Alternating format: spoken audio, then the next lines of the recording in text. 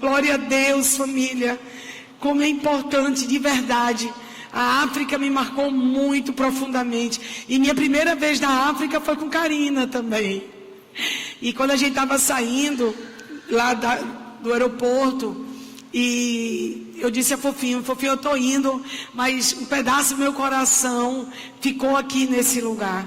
Porque é algo tão sobrenatural quando você está num lugar que Deus tem um propósito, que Deus colocou você com propósito.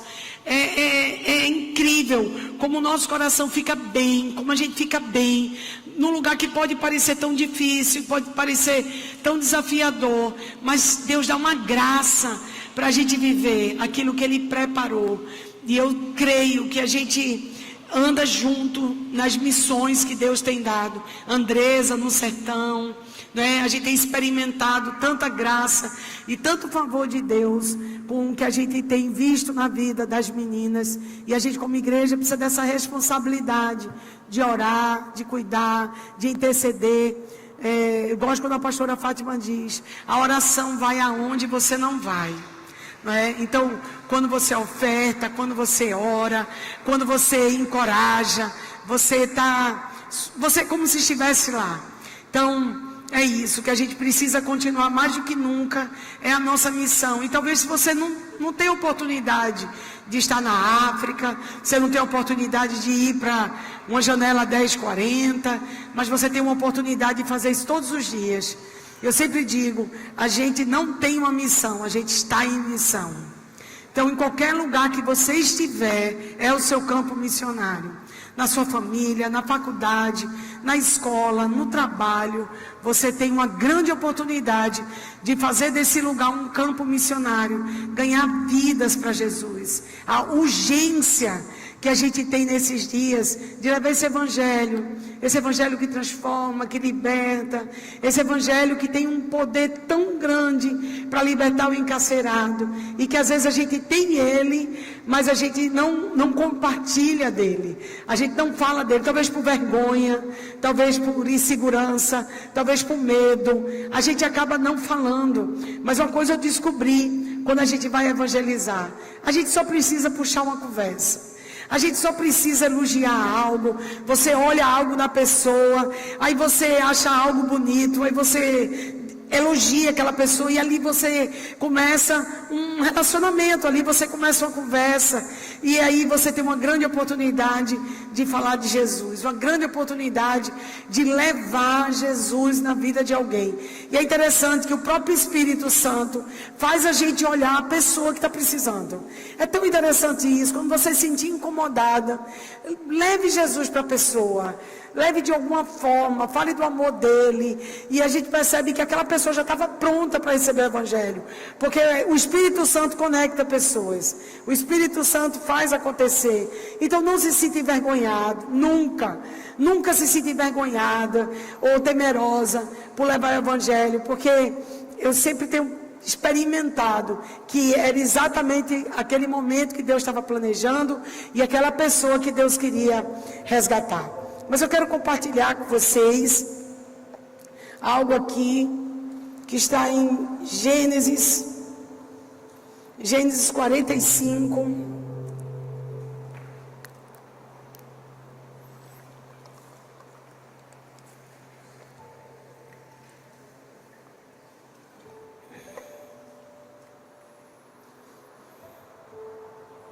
Tiraram o relógio daqui? Tirar. Gênesis 45 fala da vida de José.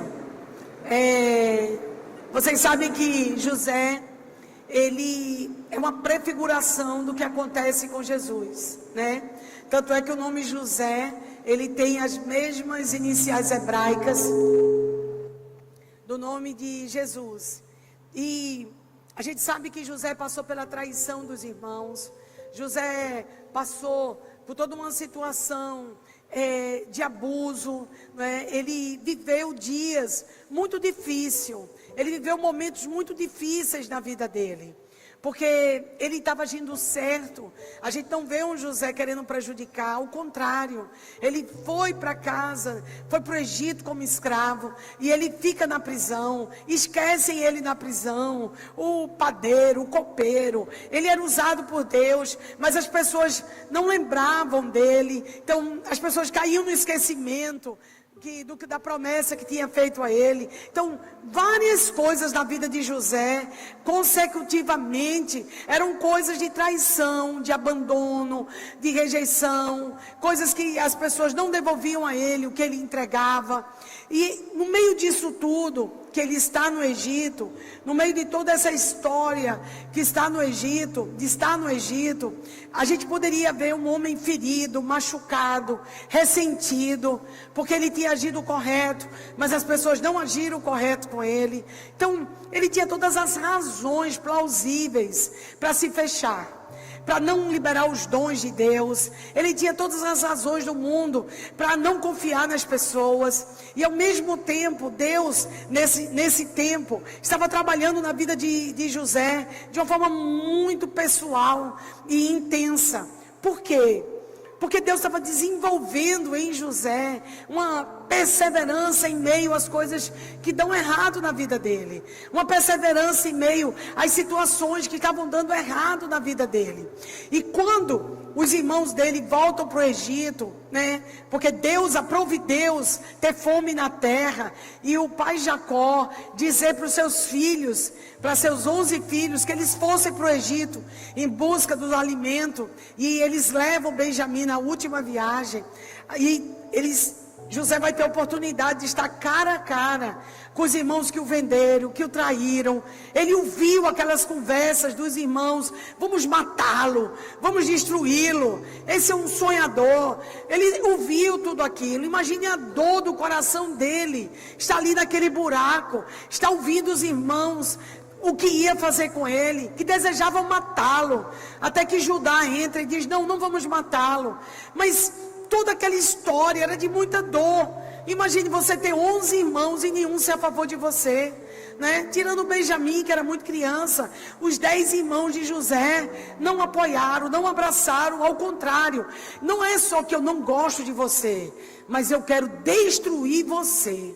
Não é só uma questão, não vou com a sua cara, não tolero você, vai muito além. Eu quero apagar você da memória, eu quero riscar você do mundo, eu quero calar sua boca, calar sua história. Eu não só não te suporto, mas eu quero eliminar você. Então a coisa era muito além. E isso tudo, essa construção toda do inimigo em cima de José, também vinha contra algo que Deus tinha prometido já a José. Lembre que José era um sonhador, ele tinha tido sonhos, e ele tinha contado ao pai dele: eu vi os meus irmãos se dobrando diante de mim. E o pai de José: não, cale a boca, não fale isso, porque ele estava contando os sonhos que ele estava tendo. Mas ao mesmo tempo que ele tinha esses sonhos, né?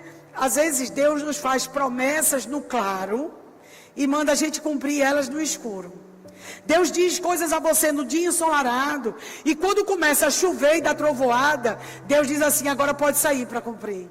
É sempre assim. Deus não favorece as circunstâncias para a gente cumprir as promessas que Ele nos dá, para que a gente nunca diga que a promessa foi cumprida pela nossa força. Deus sempre espera que a gente não consiga cumprir a promessa. Deus quer que eu e você não consiga viver o que Ele prometeu. Para quê? Para que a gente dependa exclusivamente dEle. Então, o dia ensolarado é o dia que Deus anuncia que nós vamos fazer. E o dia tenebroso de chuva, de trovoadas, é o dia que Deus diz: olha, chegou o momento de cumprir a promessa. E você diz: meu Deus, eu não tenho nada. Senhor, o que vai ser de mim? Eu não tenho nada claro, está tudo escuro, e você está me pedindo para cumprir isso. Foi a mesma coisa que aconteceu com José. Ele teve sonhos, Deus falou com ele, ele ganhou a capa colorida, ele era o filho escolhido de Jacó, havia sobre ele uma unção diferente que havia sobre os irmãos, havia sobre ele uma porção dobrada, estava tudo sobre ele. Mas ao mesmo tempo que ele tinha todas essas promessas, ele estava esquecido numa prisão no Egito. Ele estava vivendo os piores dias da vida dele. E ele passou um tempo naquela prisão, até que ele sai e ele vai viver o início das promessas do Senhor. Só que Deus, Ele sempre vai nos tratar, levando a gente para as áreas e para as pessoas que a gente não gostaria mais de ver. As pessoas que eu não faço mal a elas, elas não fazem mal a mim, então é melhor que a gente nem se encontre, não há problema mais.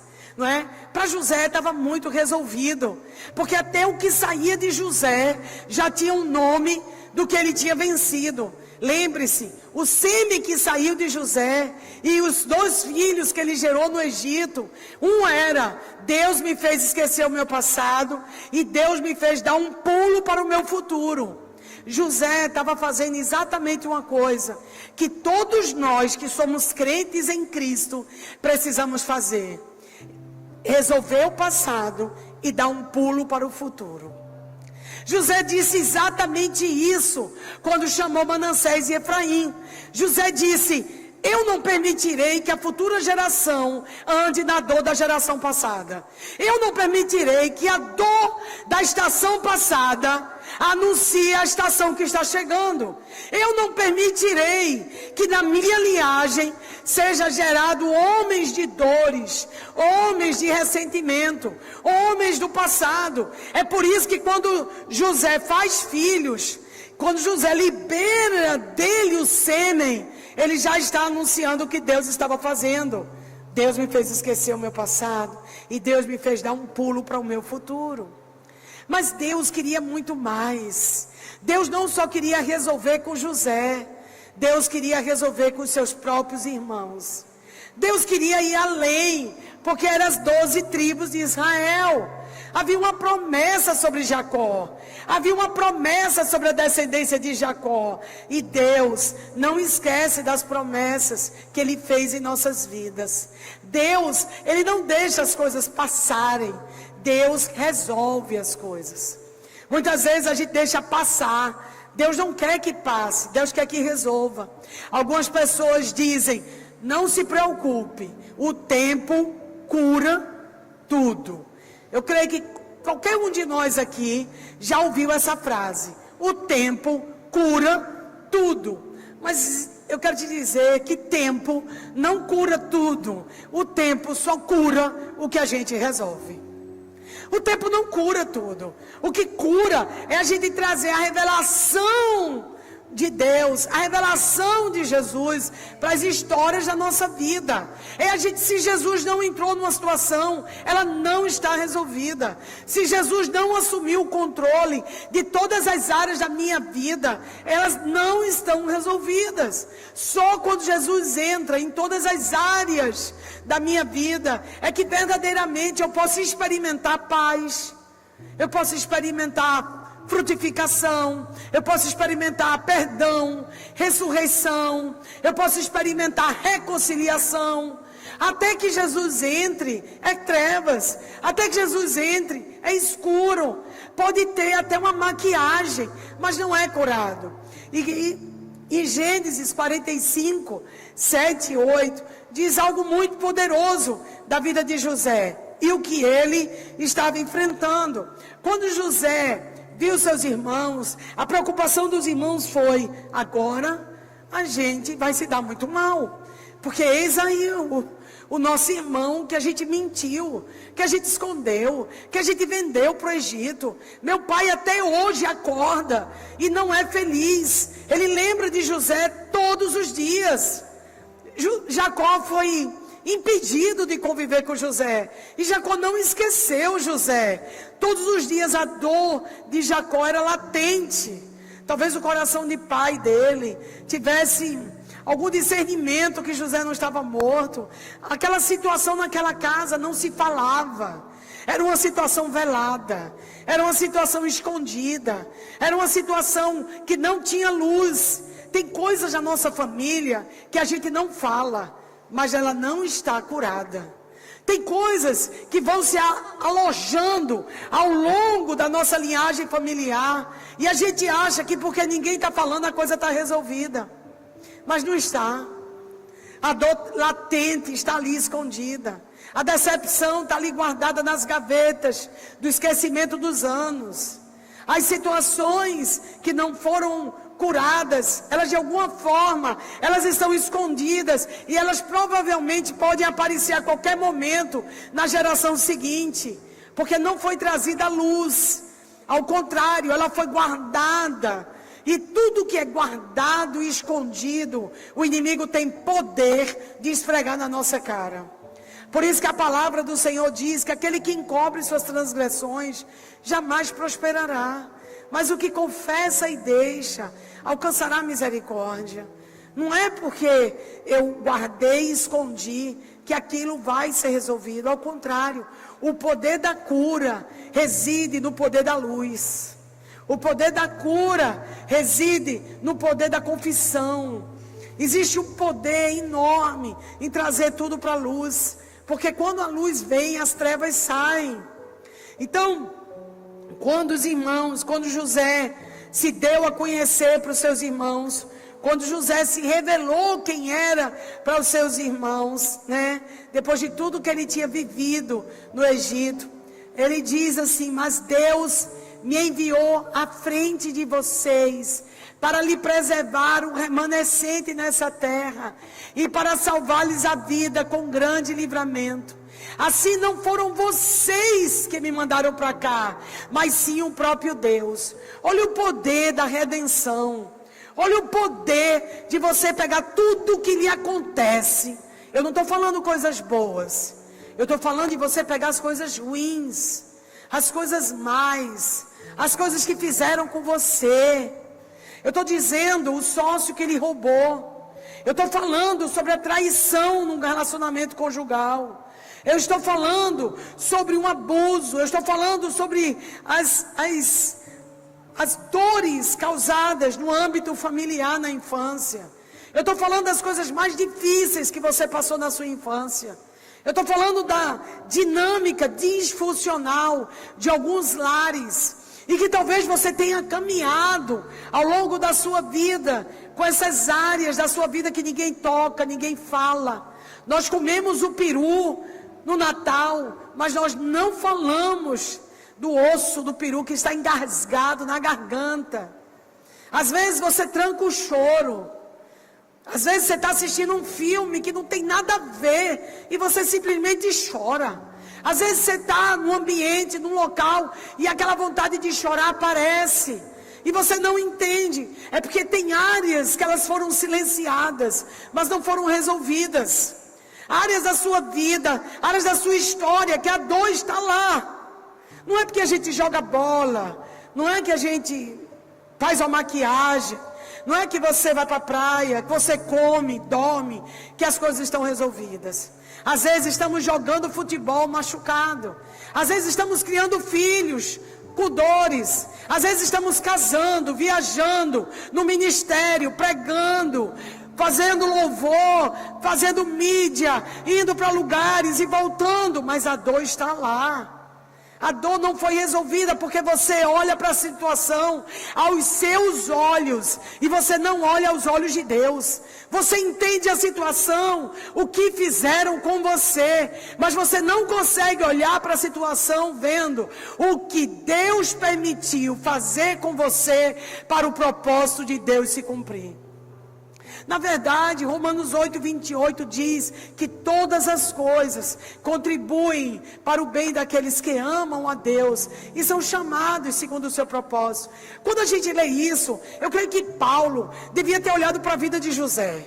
Eu creio que Paulo devia ter olhado para a vida de Davi, sendo perseguido por Saul. Eu creio que Paulo devia ter olhado para a vida de Sara, quando ela demorava a engravidar. Eu creio que a vida de Paulo, ele olhou, se debruçou no Antigo Testamento, na vida de Débora, na vida de Jefté, na vida de Abraão, na vida de Ruth. Eu acho que Paulo se debruçou como um homem de letras, como Paulo era, um homem profundo conhecedor das Escrituras, como Paulo era, e ele olhou para todas essas situações que aconteceram, todas essas dores, a orfandade de Esther, Débora não se sentir protegida pelos homens de sua geração, a dor da espera de Sara, a dor da perseguição de Davi por Saul, por todas essas situações, Paulo olhou para tudo isso e disse: ao longo da palavra, eu posso dizer com certeza que depois de avaliar as escrituras e mergulhar profundamente sobre cada história, eu garanto a cada um de vocês que jamais Deus não permitiria que todas as coisas contribuíssem para o bem daqueles que eu amo. Essa é uma verdade. Doeu, ou está doendo, mas Deus permitiu. Você não gostaria que tivesse sido assim, mas Deus permitiu. Quem me dera alguns centímetros a mais, ou talvez uma voz que fosse maravilhosa, ou quem sabe uma criança de poucos dias, ou talvez um casamento que fracassou e que você investiu tudo, aquele concurso, a traição do sócio. E quando a gente olha para tudo isso, poderia Deus fazer com que todas essas situações contribuam para o meu bem? E eu lhe digo, sim, todas elas. Quando Paulo escreveu todas, ele escreveu todas. Quando Paulo escreveu todas as coisas, ele verdadeiramente queria escrever todas elas. Ele queria escrever traições, dores, o lugar que eu nasci, os pais que eu vim, a história familiar, a genética da família, a biologia, a limitação emocional, os diagnósticos, as sentenças, o lugar onde eu moro, o lugar onde eu trabalho, a mãe que eu nasci, o dia que eu nasci, a hora que eu nasci, a cidade que eu moro, as pessoas que eu me relaciono, Senhor, todas as coisas. Deus queria que você abraçasse todas as coisas. Deus queria que você se envolvesse com todas as coisas da sua vida. Ele gostaria de verdade que a traição sirva para o seu bem. Ele gostaria de verdade que essa limitação física fosse para o bem. De verdade, Ele comprou sua história, dando a você uma oportunidade maravilhosa de pegar talvez os piores anos dela, os piores anos da sua vida, os piores dias da sua vida. Quando você olha para trás e diz: o que eu poderia tirar de bom disso? Senhor, você poderia ter me livrado, você poderia ter me poupado, mas Deus não pode lhe poupar daquilo que vai contribuir para o propósito. Deus não pode tirar o que vai contribuir para o seu propósito. Então, é abraçar todas as coisas, é ter a certeza que a morte, nem a vida, nem anjos, nem principados, nem coisas do passado, nem do futuro, pode nos separar do amor de Deus que está em Cristo Jesus, nosso Senhor. Que nada pode nos separar do amor de Deus. Nada. Não há nada que nos separe do amor de Deus. A gente vê algumas pessoas dizerem: eu fiquei fria com Deus, eu me afastei. Então, de verdade, nunca houve um encontro, porque o encontro verdadeiro com o Senhor não vai permitir que você se afaste dele em meio aos dias difíceis na terra, em meio a dias sem respostas, em meio a dias que são interrogações, em meio a dias de crise, de solidão, de desamparo, momentos da história que a gente gostaria que não tivesse sido escrito, como o Holocausto, como as guerras, como o dia 7 de outubro de 2023 em Israel, como uma guerra na Ucrânia, com as coisas que estamos vendo, nós olhamos para tudo isso e gostaríamos de não existir essa página, mas o Deus que não está escrevendo uma página de um livro, mas que está escrevendo o livro inteiro, Ele pode deixar para você essa noite uma certeza: meu filho, minha filha, no final todas as coisas vão contribuir para o seu bem. Hoje não, talvez hoje não, talvez dentro de você há uma incredulidade hoje, de olhar para a situação e dizer: hoje não, Senhor, isso não. Mas para Deus, que Ele conhece o passado, o presente e o futuro, Para o Deus que em Isaías 46, 23 diz que antes de começar, Ele já terminou. Para o Deus que diz que todas as coisas contribuem. Para o Deus que escreveu o amanhã. Eu tenho hoje. Eu tenho o domingo, 16 de fevereiro de 2025. Mas Deus tem minha vida inteira. Deus tem sua vida inteira. Deus tem sua história inteira. E Ele sabe o que Ele permite. José, quando ele diz para os seus irmãos,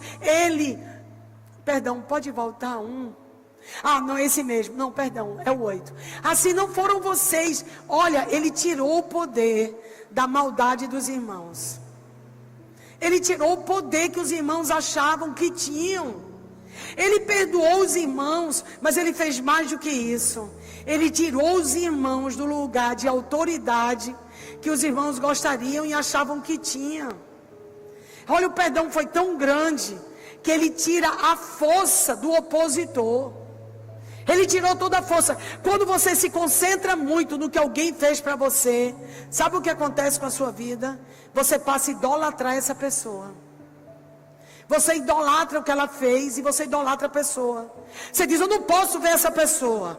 Eu não posso passar nesse lugar. Eu não posso ir naquela cidade, porque você não sabe o que me aconteceu ali. Sabe, a gente dá poder a pessoas e a lugares quando a gente limita a nossa vida de acordo com o que a pessoa fez. A gente está dando um poder a essa pessoa tão grande, e tudo que você dá, mais poder do que você dá a Deus, você está idolatrando. Ninguém vai determinar o seu comportamento. Ninguém vai ter o direito de limitar você pelo que fez. Então não foi você que intentou o mal contra mim, mas Deus transformou em bem. Eu não te dou o poder de você me ferir de novo. Sabe por quê? Porque se você me ferir de novo, eu já te perdoei. Sabe qual o poder que a gente dá às pessoas? Tá bom, eu te perdoo, mas você nunca mais faça isso. Deixa eu dizer uma coisa, vai fazer de novo. Porque são pessoas. Porque são seres humanos. E seres humanos falham. Seres humanos erram. Marido erra, esposa erra, pai erra, filho erra. Por mais veredas que a gente faça, por mais que a gente leia sobre educando filhos, por mais que a gente tenha as melhores intenções, as melhores emoções, eu não vou falhar, eu não vou falhar, eu não vou falhar, eu não vou falhar, eu estou falhando. E é interessante que o padrão que a gente vai exercer muitas vezes, que a gente diz, precisa de uma correção, precisa que alguém corrija. Todas as vezes que em nome da justiça a gente tenta resolver o que Deus deve resolver, o nosso castigo sempre é maior do que a pessoa merecia. Em nome da verdade a gente causa mais males do que o próprio mal que a pessoa causou. Eu estava olhando esses dias na internet, que é impossível não se ver, e eu estava vendo um problema entre irmãos eclesiásticos. Irmãos estão tendo uma luta eclesiástica. E eu estava vendo que em nome da verdade tem se atacado o que está errado. Mas para corrigir o erro, está sendo cometido um erro maior. Por isso que Deus disse, não se metam, a mim pertence a vingança. Porque quando nós vamos fazer justiça, nós erramos. Erramos na medida da justiça que é feita. Sempre para mais. E aí a gente acaba causando um mal muito maior. É interessante como todos nós queremos julgar tudo e resolver tudo. E é interessante que a gente esquece o que Deus falou. A mim pertence a vingança. E nada julgueis antes do tempo. Por quê? Porque o justo juiz vai se apresentar e vai julgar toda a terra. O justo juiz vai julgar tudo. Por que eu vou me ocupar de julgamento quando ele já me deu uma missão de reconciliação? Por que eu vou me ocupar de botar ordem na casa, que quem bota ordem na casa é Jesus? Por que eu vou me preocupar de consertar A, B, C, D, quando eu deveria gastar todo o tempo me consertando? Eu já dou um trabalho incrível para mim mesma. Eu já me dou muito trabalho. Então não posso levar isso para terceiros, porque eu não estaria confiando que Deus é o justo juiz, que Ele governa, que Ele cuida, que Ele faz, que a uma bate, outra exalta. A mim pertence a vingança, eu sou o Senhor de tudo que há e tudo que existe. Agindo eu, ninguém poderá escapar das minhas mãos. Eu que abro, eu que fecho, eu boto em cima, boto embaixo, levanto o pobre do montouro, faço sentar em lugares de príncipes. Ele vai agir, Ele vai fazer, porque eu vou fazer o que Ele vai fazer. Eu saio da minha posição.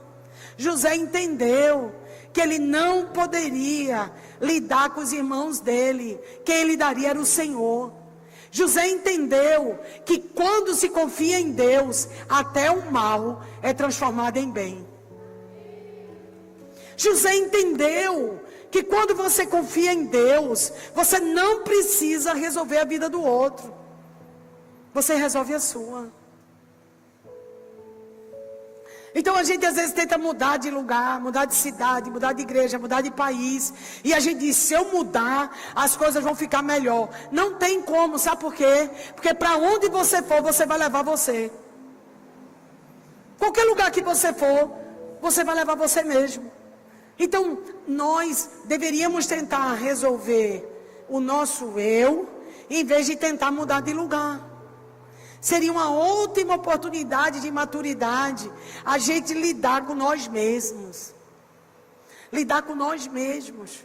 Lidar com as nossas dores de uma forma clara. De uma forma saindo da cadeira da autocomiseração.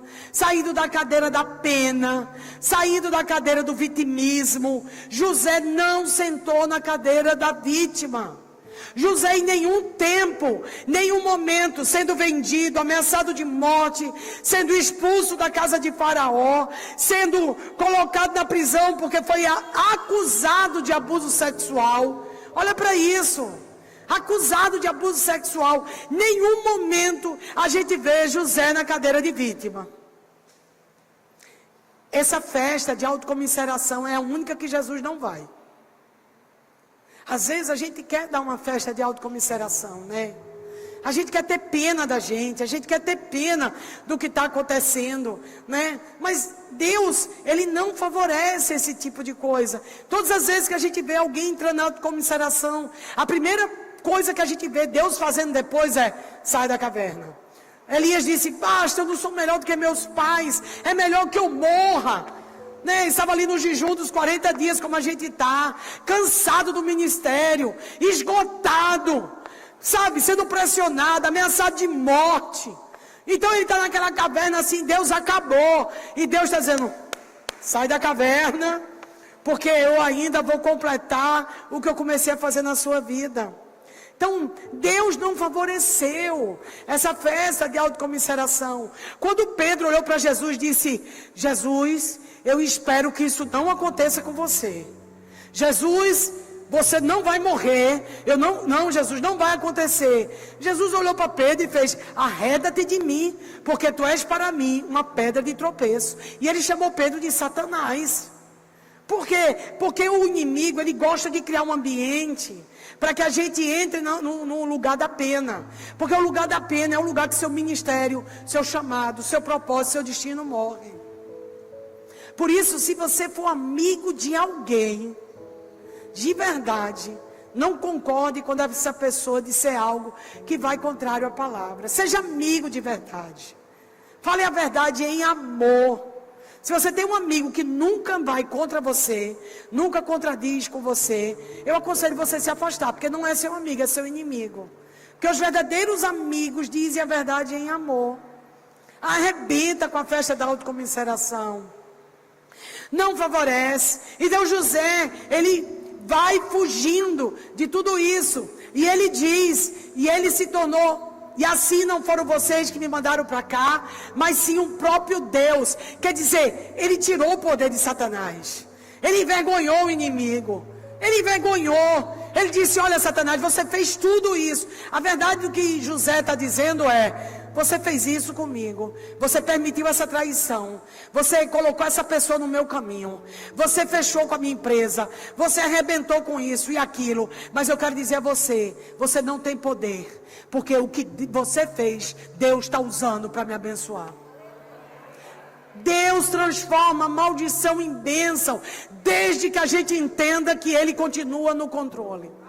Desde que a gente reconheça, o diabo não está fazendo nada, Deus está no controle. O diabo pode estar soltando fogos, pulando, plantando bananeira, mas quem está no controle é Deus. Ele pode estar fazendo arruaça, barulho, ameaça, mas quem está no controle é Deus. Ele pode estar mandando um diagnóstico, sentença de juiz, cobrador na minha porta. Ele pode estar me atacando pela meia-noite, me atacando ao amanhecer, ao meio-dia, confundindo a minha mente, trazendo histórias para me confundir, mas quem está no controle é Deus. Quem está no controle é Deus. E tem momentos, família, que a gente precisa declarar e repetir: quem está no controle é Deus. Deus está no controle. Deus está no controle. Então a gente precisa entender isso. A Bíblia diz em Isaías 26:3 que a mente que está em Cristo é uma mente que tem paz. A mente que está em Cristo, ela tem paz. Então, se eu perdi a paz, minha mente saiu de Cristo. E eu preciso de novo trazer minha mente de volta a Cristo. Eu preciso pegar minha mente, pegar meus pensamentos e trazer a obediência de Cristo. Eu preciso levar todo pensamento.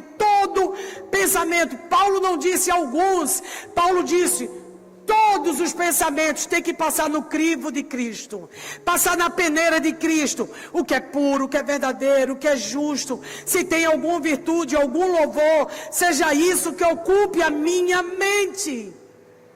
Nós queremos tanto vencer os inimigos externos e estamos caindo para os inimigos internos.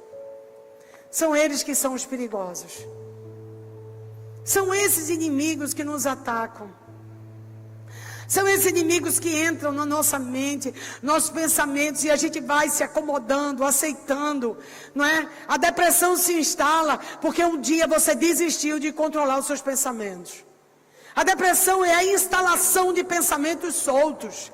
A depressão, a síndrome do pânico, as mazelas na mente, de mentes que cansaram, de mentes que não foram cheias da palavra de Deus. E chegou algum momento que você simplesmente desistiu de peneirar seus pensamentos. Desistiu de levar eles cativo a Cristo. Se você estiver tão cansado, se você estiver tão fadigado, eu aconselho a você a não se entregar a pensamentos desvairados. Eu aconselho você a renovar o padrão do pensamento pela palavra de Deus. Eu não posso deletar os acontecimentos, de verdade. Eu não posso apagar o que me aconteceu, mas eu posso formatar o que aconteceu. A Bíblia diz: não vos conformeis com esse século. Não ande conforme este século. O que é o conforme? Eu falei hoje de manhã no portal que se eu botar barro aqui, nesse copo, boto 2 horas no sol, quando eu virar, o que vai sair aqui é o barro na forma desse copo. Nossos pensamentos precisam ser conforme Cristo. Se eu não coloco meus pensamentos conforme a palavra de Deus, ela vai ser conforme o plano deste mundo. Por isso que Paulo diz em Romanos 12:2: não vos conformeis, não tome a forma deste mundo, mas transforme. Vocês já viram um Transformer? Meu neto tem Transformers. É um carrinho que vira robô. Quando minha mãe comprou para ele, disse: é um carro. Quando minha mãe viu de novo o brinquedo, disse: era um robô. Eu disse: é um Transformer. Ele é carro que vira robô. O que é que nós precisamos fazer? Não se conforme, mas transforme.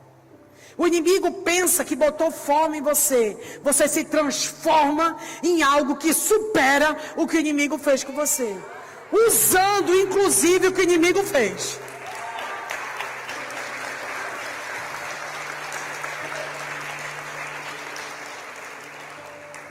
E o material para essa glória, o material que você vai usar para essa transformação, é exatamente o que o inimigo fez com você.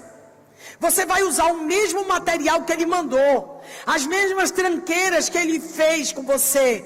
Você vai pegar dor, você vai pegar traição, você vai pegar tudo que você passou e vai trazer isso para ser a transformação para algo em glória. Quando a Bíblia diz, Isaías 61, a Bíblia diz assim: no lugar da vossa vergonha, eu darei. Ok, então eu preciso de um lugar de quê? Eu preciso do lugar da vergonha. Porque Deus só pode transformar em dupla honra se eu apresentar a Deus com espírito quebrantado, com confiança, a minha vergonha. Eu não escondo a vergonha que eu estou passando. Eu trago para Deus a minha vergonha e Ele vai no lugar da minha vergonha e transforma numa outra coisa. É como uma lagarta que vira borboleta. É como um carro que vira robô. Eu preciso apresentar a minha tristeza, a minha lágrima, para Ele transformar em óleo de alegria. Por isso que Deus precisa permitir que aconteça uma coisa ruim para transformar numa coisa boa. Aleluia. Mas quando eu me fecho, Deus não pode trabalhar. Quando eu fico incrédulo, quando eu me coloco trincheiras, eu impeço Deus fazer a grande obra. Eu queria lembrar vocês que nós somos seguidores de Cristo. E os seguidores de Cristo sempre vão experimentar morte, depois ressurreição. Vergonha, dupla honra. Choro, óleo de alegria. Nós sempre vamos experimentar. Isso está no DNA do cristão. Isso está no DNA que nós carregamos. Então, quando ele diz, ele tornou ministro de Faraó e se fez administrador de todo o palácio e governador do Egito. A Bíblia diz que quando ele estava na prisão, ele prosperava na prisão. Está em Gênesis 39. Põe aí, por favor. Eu acho que é Gênesis 39, 21. Vê se é, por favor. Mas o Senhor estava com ele e o tratou com bondade, concedendo-lhe simpatia em carcereiro. Deixa eu dizer uma coisa. Não é o lugar que a gente está. Não é o lugar. É como a gente crê aonde a gente está. A gente quer muito mudar de lugar. A gente, quando está ruim as coisas, a primeira coisa que vem na nossa cabeça é a mudança. Porque nós somos dados a fazer êxodo. A gente é dado a tomar decisões. Só que a gente esquece que não é um lugar que Deus opera. É Deus operando no lugar que a gente está. Então, todas as vezes que eu fujo de onde eu estou cortando o tratamento de Deus na minha vida. Porque tem coisas naquele lugar que eu preciso passar. Tem coisas naquela estação que eu preciso viver. Então, Deus abençoou José exatamente no lugar da sua vergonha, na prisão. Ele tinha simpatia. Sabe, talvez você gostaria de se livrar do tratamento no hospital. Talvez você gostaria muito de sair da casa dos seus pais agora. Talvez você está vivendo numa empresa que você está há anos lutando para ela dar certo. E tudo que você queria é chutar o pau da barraca. Mas deixa eu dizer uma coisa a você. O mundo chuta o pau da barraca. Os crentes consertam a tenda. Nós consertamos a tenda. Nós não chutamos pau da barraca. Nós não temos chamados para chutar pau de barraca nenhum. Nós somos restauradores de tenda. Nós estamos restaurando a tenda caída de Davi. Não chute a barraca, conserte. Conserte a tenda. Seja próspero na prisão, nos corredores do hospital, na fila da delegacia. Seja próspera onde você estiver vivendo, despensa vazia. Seja próspera onde você estiver, porque a bênção de Deus não tem nada a ver com as suas circunstâncias, tem a ver com quem você é, porque o lugar é circunstancial, mas a posição é eterna. Nós temos uma posição eterna. Então não se desespere com as últimas notícias. Não tire a sua vida por momentos. Ela vale pela eternidade. Não tire sua vida por alguns momentos, pelos últimos anos. Não tire sua história por alguns momentos. José entendeu isso. E ele disse: eu posso dar o meu melhor em qualquer lugar. Tem pessoas agora que ficam alardeando: liderança tal, faça isso, quer ficar debaixo de tal liderança. Deus nunca falou isso na Bíblia. Deus levantou Samuel debaixo da liderança de Eli. Deus levantou Davi debaixo da liderança de Saul. Deus não tem problemas com liderança. Ao contrário, eu acho que a gente desabrocha muito mais quando a gente vai se desenvolvendo debaixo de uma liderança má. Eu acho que a gente tem uma oportunidade muito maior de florescer, de dizer: eu não quero isso para mim, eu jamais vou pastorear assim, quando for minha vez eu não farei assim. Eu acho que a gente tem uma ótima oportunidade da gente saber o que a gente não quer. Talvez você diga assim: mas eu não aprendi nada. Eu aprendi o que eu nunca faria. Essa escola de aprender o que nunca faria, às vezes é mais útil do que a da escola que ensina como fazer. A escola de eu jamais farei isso, ela é mais útil do que da escola que diga: faça assim, faça assim, faça assim. Porque a hora de não fazer, você sente a dor. A de não fazer, você experimenta a dor. E o que é desenvolvido no terreno da dor é desenvolvido com muito mais amor. Então, a unção de José, ele superou as dificuldades. Ele superou seus irmãos, a traição. Ele superou a mulher de Potifar, a calúnia. Ele superou o copeiro-chefe, porque faltou com sua palavra. Ele podia ter ficado limitado, preso, mas ele disse: eu sou uma bênção onde eu estou. Ele manteve sua esperança, mesmo quando Deus se manteve distante dele, durante todos aqueles anos de prisão no Egito. Ele não duvidou de Deus, porque Deus estava em silêncio. Quem somos nós? Quem é o nosso relacionamento com Deus, se Deus permanecer em silêncio? O Deus silencioso tem autoridade na sua vida? O Deus do silêncio fala ao seu coração? Porque a maioria de nós precisamos de orientação constantemente. E quando Deus não fala, nós criamos a nossa própria voz. Quem somos nós para servirmos a um Deus que se mantém em silêncio? Talvez alguns anos, talvez algumas décadas. Se Deus hoje fizesse um silêncio com você durante umas décadas, você continuaria? Eu sempre disse a Deus: se você não falar, eu vou fazer a última coisa que você me mandou fazer. E se você passar o resto da minha vida toda sem falar, eu vou fazer a mesma coisa todos os dias da minha vida. Eu vou te obedecer mesmo quando eu não escute mais tua voz. Eu vou te obedecer mesmo quando não for bom. Eu vou te obedecer mesmo quando for difícil. Eu vou te obedecer sangrando, chorando, mas eu vou te obedecer. Será que a gente pode dar essa declaração? José deu. José na prisão deu essa declaração todos os dias. Nós estamos falando de um homem que marcou uma história, que o que ele fez no Egito está de pé até hoje.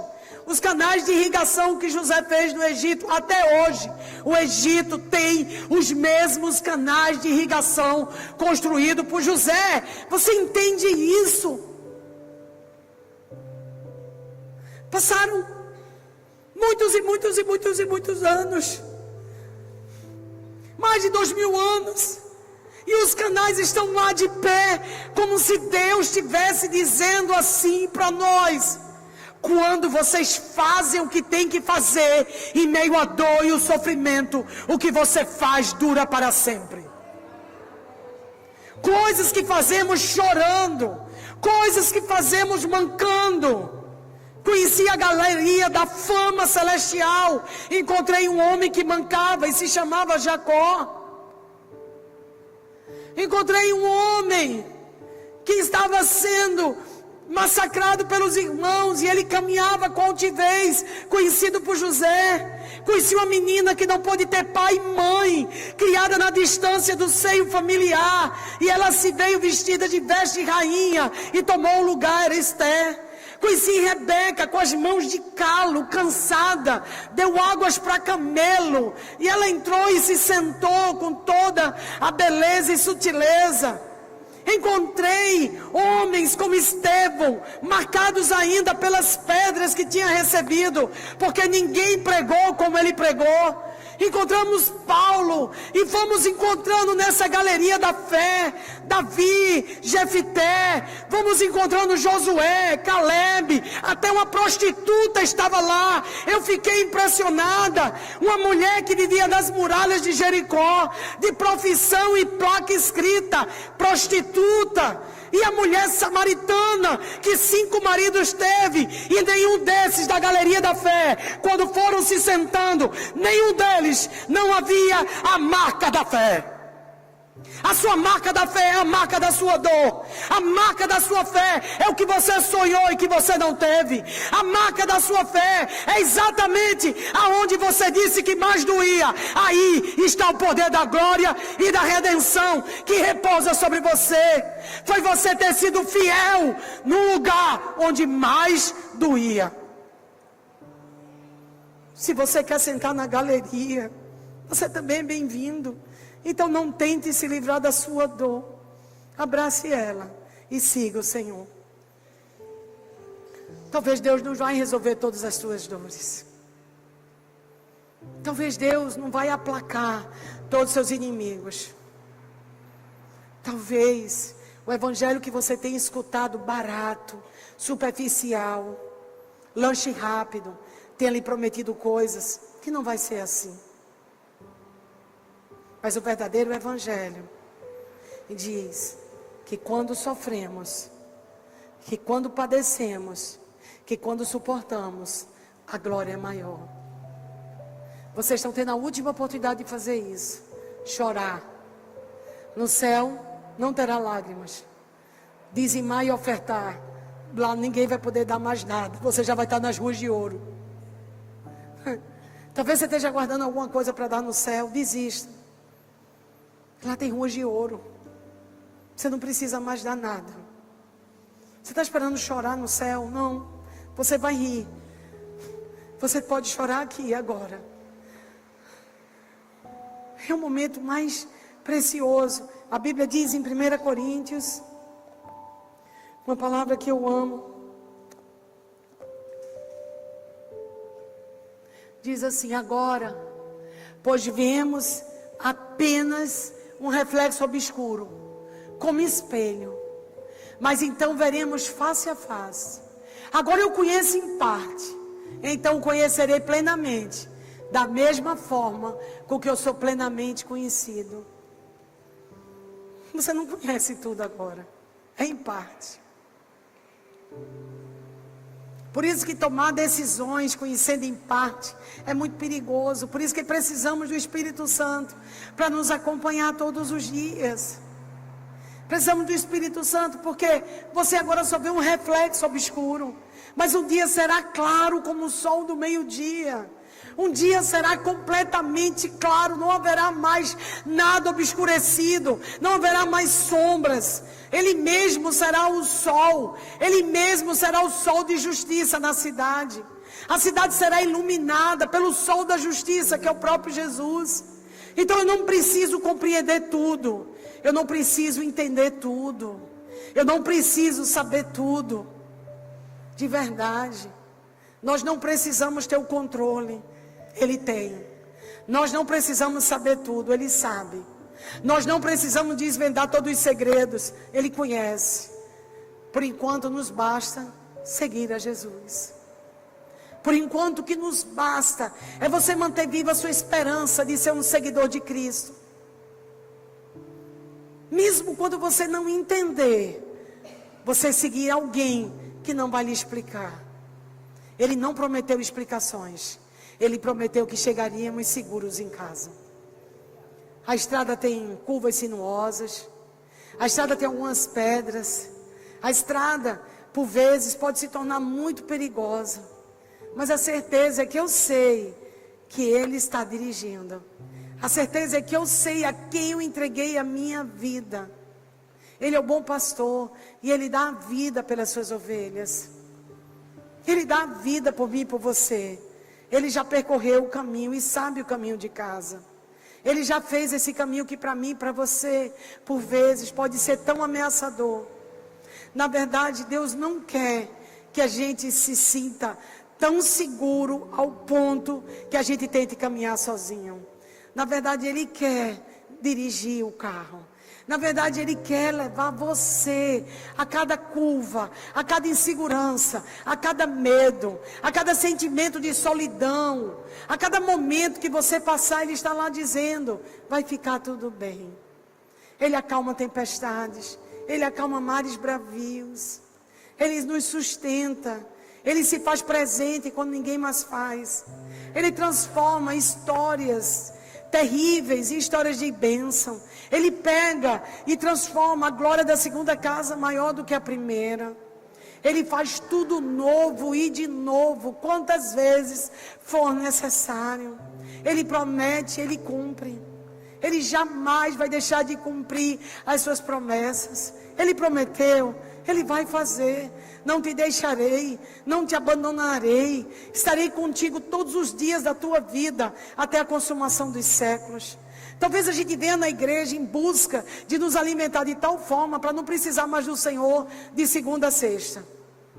Talvez a verdade do enchimento nos domingos seja uma tentativa da independência. Se eu me alimentar tão bem no domingo, vai que eu não precise de tantas coisas de segunda a sexta. Será que nós não deveríamos ter cultos onde o alimento fosse só o início da refeição?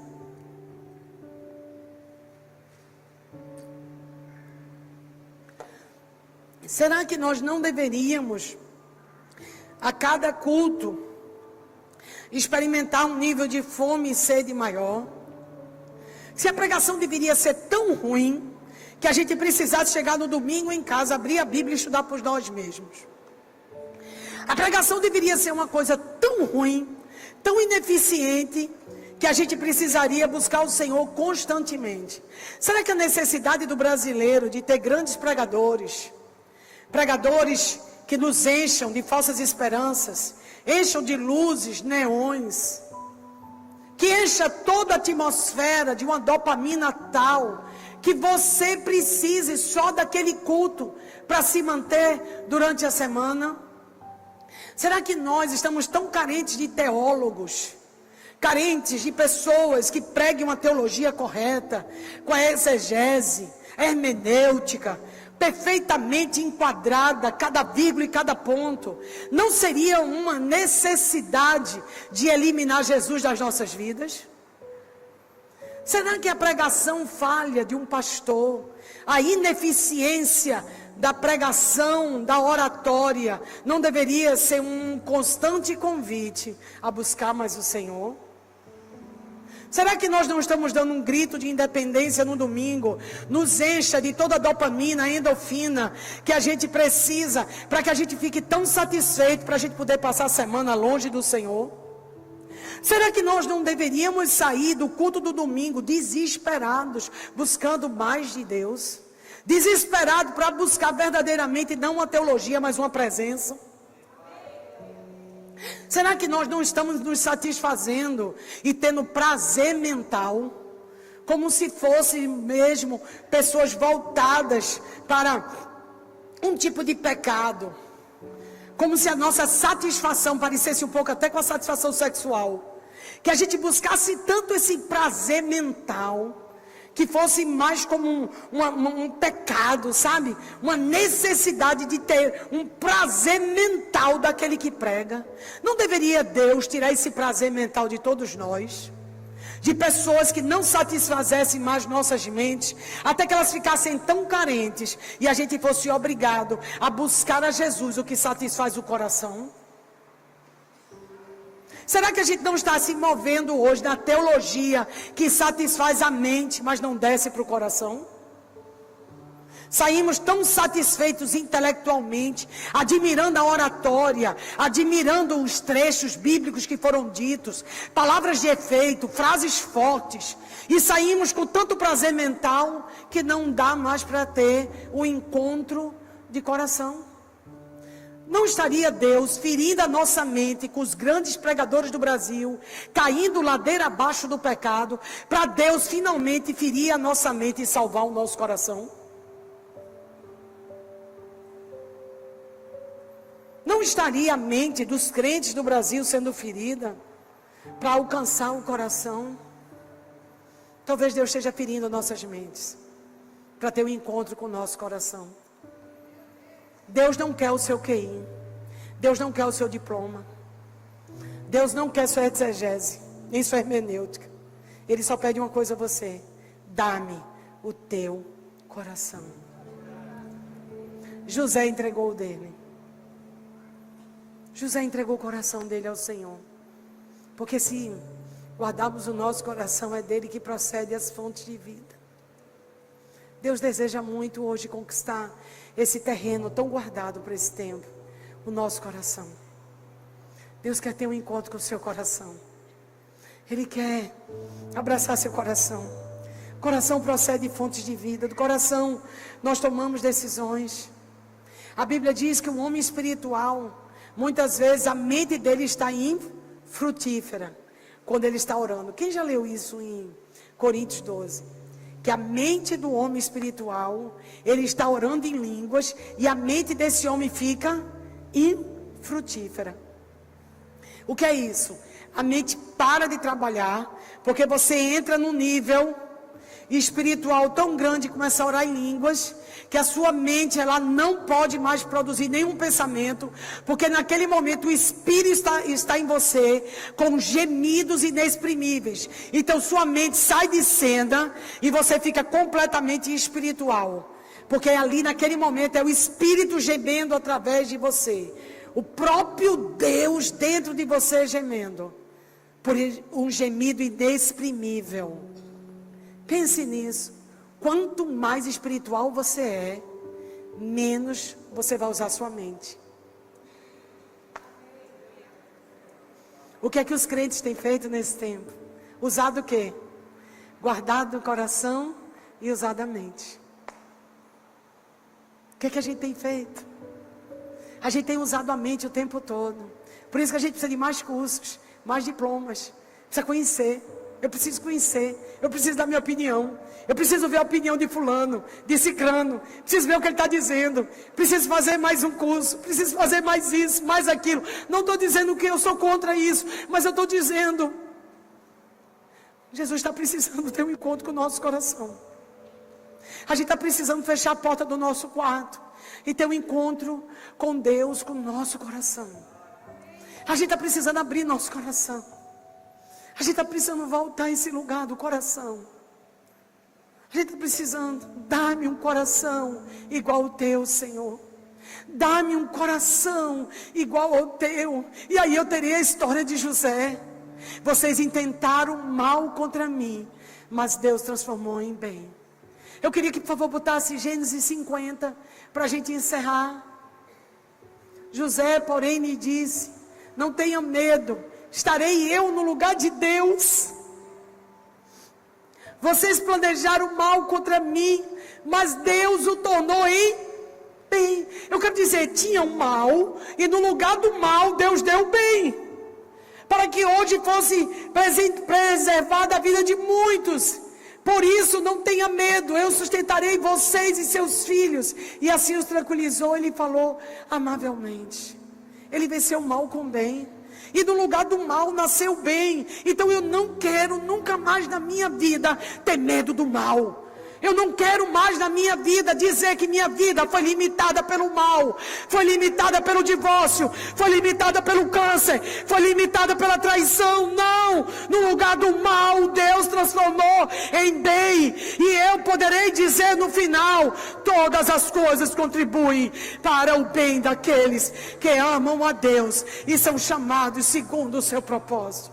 Senhor, eu vou para casa hoje, não tentando me livrar das coisas que me aconteceram, mas assumindo elas como um lugar para transformar o propósito da minha vida. Eu vou para casa hoje, Senhor, e eu vou rever as minhas fotos, eu vou rever o meu diário, eu vou rever a minha caminhada, eu vou rever a minha trajetória, e eu não vou mais lidar com páginas da minha vida como se não tivesse sido escrito um livro inteiro. Eu posso ter sido traída, eu posso ter sido abandonada, eu posso estar no corredor do hospital, mas eu posso dizer: quando Deus está presente, Ele transforma lugares de tenebrosos em lugares de esperança, casas destruídas em casas restauradas, famílias que foram traídas, destruídas pelo inimigo, em lugares da casa da segunda glória. Deus pode fazer isso, Deus faz isso, Deus quer fazer isso, desde que a gente abrace a nossa parte. José escolheu fazer a parte dele. José escolheu abraçar o que estava acontecendo para ele. José decidiu entender em Deus que aquilo tinha um poder de redenção que ele poderia fazer. Seus irmãos não foram vendidos, não foram jogados no Egito, não foram traídos, ficaram na casa do pai. Nenhum prosperou. Nenhum prosperou. Quem é que prosperou? O que sofreu, o que padeceu, o que foi traído. Encontre a bênção das coisas difíceis que estão acontecendo. Encontre a bênção das coisas difíceis que lhe aconteceram. Baixe suas cabeças para a gente orar. Querido Senhor, nessa noite nós queremos abraçar toda dificuldade, toda luta. Talvez seja algo que nos envergonhou tanto. Talvez seja uma parte da nossa vida que a gente tenta esconder. Talvez seja uma parte da nossa história que a gente gostaria que nunca tivesse acontecido. Senhor, olhar para trás pode até nos dar náuseas, pode nos dar ânsia, dores na barriga. Mas nós queríamos essa noite, Senhor, abraçar essa página da nossa história. Nós queremos abraçar os dias difíceis, nós queremos abraçar os teus nãos, nós queremos abraçar, Senhor, Senhor, nós queremos abraçar cada parte da história das nossas vidas, na certeza, Senhor, que o Senhor é o Deus que transforma mal em bem, na certeza que ainda que eles intentaram mal contra mim, Deus transformou em bem. Senhor, essa noite nós queremos nos arrependermos. Queremos, Pai, um tempo de arrependimento, de conversão, de voltar a crer e a confiar, para que venha tempos de refrigério do Senhor em nossas vidas. A tua palavra em Atos 3 diz que é necessário, arrependei-vos, pois, e voltem-se para Deus, para que seus pecados sejam consertados, para que venham tempos de descanso da parte do Senhor, e que Ele mande o seu Cristo, o qual foi designado Jesus. Senhor, nessa noite nós queremos fazer isso, um arrependimento e conversão para tempos de refrigério. Nós queremos clamar a Ti, Senhor. Nessa noite nós não queremos apontar quem nos feriu, apontar quem nos machucou, mas tomar nossa parte na história e liberar perdão. E declarar que ainda que houve a tentativa do mal, Deus transformou em bem. Nós queremos sair dessa casa hoje, o primeiro dia da semana. Primeiro dia da semana é o domingo, é o novo começo. 8º dia da semana é o domingo, pós-sábado. E nós queremos esse novo começo hoje. Voltar ao lugar da dor. Voltar ao lugar que fizeram contra nós. E, Pai, abraçar como um propósito, Senhor. Ainda que o inimigo tentou, Senhor, nos mostrar que ele estava produzindo a nossa destruição, os céus anunciam nossa redenção. Abraçamos a nossa história, nos rendemos a Ti em meio a essa caminhada e glorificamos pelo Teu nome. Jesus, obrigada, obrigada, em nome de Jesus. Essa é uma construção, estamos construindo. E quando a gente viver os próximos dias, e você lembrar as coisas que aconteceram, você tem a oportunidade de formatar pela palavra. Não se conformar, mas transformar. Não se conformar, mas transformar. Eu não me conformo com o que me aconteceu, mas eu posso transformar o que me aconteceu numa coisa nova. Eu abraço a minha história. Eu abraço a família que eu vim. Eu abraço a casa que eu moro. Eu abraço as dores que eu passei. Porque eu sei em quem eu tenho crido. E por fim, Ele se levantará sobre a terra. Eu sei em quem eu tenho crido. Você pode dizer isso hoje? Eu sei em quem eu tenho crido. Eu sei em quem eu tenho crido. Até parece que foi para me destruir, mas foi para me construir. Até parece que foi para me parar, mas foi para me avançar. Até parece que foi para me envergonhar, mas foi para me dar dupla honra. Até parece que era para bloquear, mas foi para que eu pudesse subir. Olhos não viram, ouvidos não ouviram, e nem desceu ao coração do homem o que Deus preparou para aqueles que o amam. Vocês não perdem por esperar pela segunda versão que Deus vai dar a vocês. Sua nova versão está chegando, abrace ela. Fica de pé, família 61. Sua nova versão está batendo na porta. Abrace ela.